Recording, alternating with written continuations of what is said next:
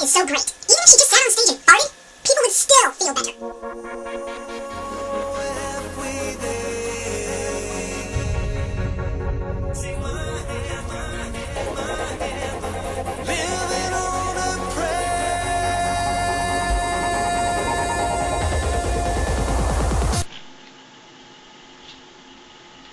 Hey guys, it's Tuesday, May 13th, 2008, and I wanted to stop and real briefly do a short video before I head off to bed.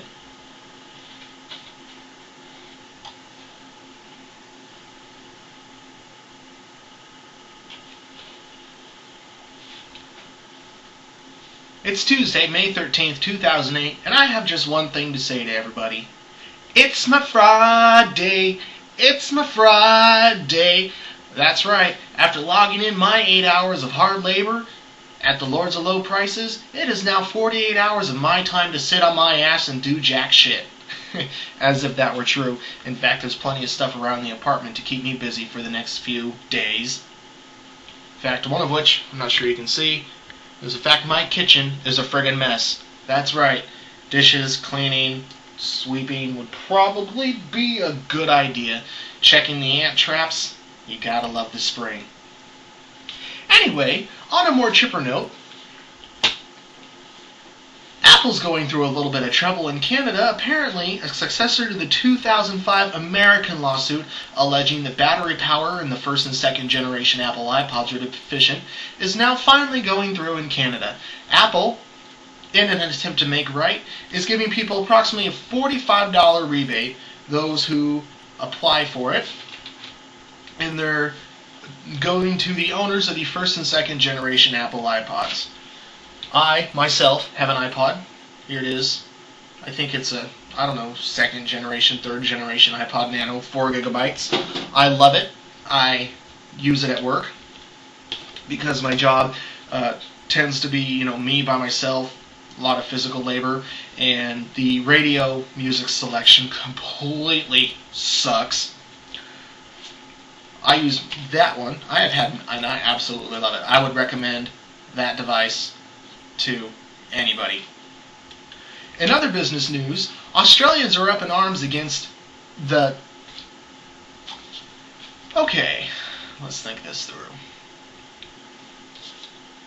There we go. The Australians are up in arms against... Damn! Second time in a row. Okay. Australians are up in arms against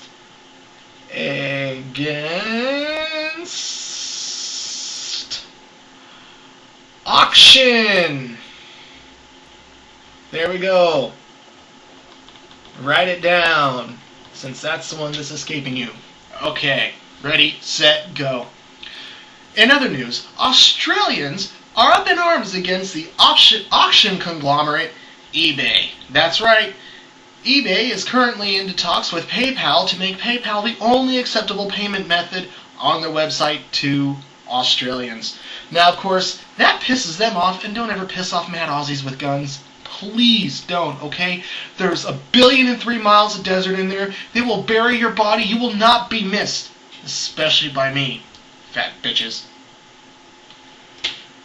Anyway, the Australians are pissed off and accusing eBay of violating antitrust laws. Apparently they are mad because if PayPal is the only allowable payment source, not only will PayPal get all the money, they will fatten their bottom line, as well as with a subscription fee to use PayPal, and PayPal will charge a commission, sometimes up to 4.4%.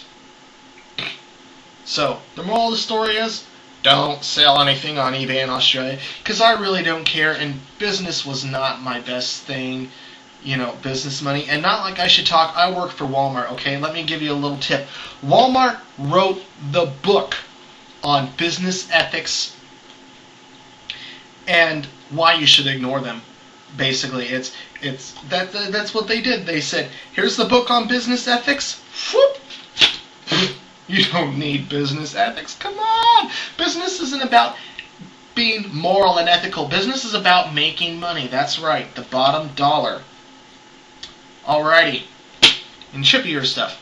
I am subscribed to a wonderful person on YouTube. His name is Amazing Phil. www.youtube.com/AmazingPhil. I'll be sure to put his link there in the description. I find his videos to be very funny. Some of you, if you checked out my channel, which I kind of just figured out that I had, like I knew it was there, but I didn't actually go through and look at it, and I noticed people are sending me all sorts of really nice comments and posting stupid things on my bulletin board, and so, you know, mid-year's resolution right now, be more active in the fact that I don't want my channel taken over by a bunch of nimwads. There's only enough room for one moron on my channel, but that's me. So, back off. Anyway, Amazing Phil. Great videos. He brought up some sort of, I don't know, YouTube readathon or something like that. Everybody chooses a book, reads it, tells other people about it. So I decided, hey, that would be a good idea. I'll choose a book, read it, tell everybody about it, and I did last year. I haven't read a book in forever. I'm currently... no, I'm not even reading that book. I haven't touched it in weeks. Anyway, the book I wanted to talk about, Christopher Moore wrote it. It's called Lamb. The Gospel of Christ According to Biff, his childhood pal. That's right, you can get this book on Amazon.com.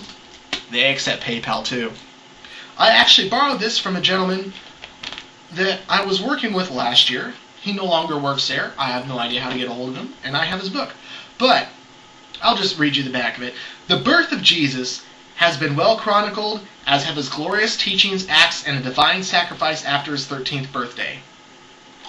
But no one knows about the early life of the Son of God, the missing years, except Biff, the Messiah's best bud, who's been resurrected to tell the story in this divinely hilarious yet heartfelt work, reminiscent of Monod and Douglas Adams. Verily, the story Biff has to tell is a miraculous one, filled with remarkable journey, magic, healings, kung fu, corpse reanimations, demons, and hot babes. Even the considerable wiles and devotion of the Savior's pal may not be enough to divert Joshua from his tragic destiny. But there's no one who loves Josh more, except maybe Maggie, which is Mary of Magdala. Mary Magdalene. You know, everybody thought she was the hoe at the well. Okay. And Biff isn't about to let his extraordinary pal suffer and ascend without a fight. Alright. Completely fiction. Absolutely zero theological value to it. I should know, being a Bible thumper for much of my life, a little bit in about the birth, and they talk a little bit about his death at the end. But other than that, it's 150% fiction. Unlike the book by Dan Brown. Yeah, sure it isn't. Anyway, but you know, if you like religion as a concept, not exactly as a lifestyle, and you like, you know, just fun stuff. I mean, it was a good book, very amusing. I was laughing all the way through it. I would not recommend it to my pastor, but I found it hilarious. So, give me just a few moments. Let me check my list of shit to talk about. You know, I really don't know what I'm going to say before I go up. I just kind of make little notes about things that happen. You know, like the fact I told some kid in front of a whole overnight crew that his pants were unzipped. It was really funny. Maybe I'll talk about that next time.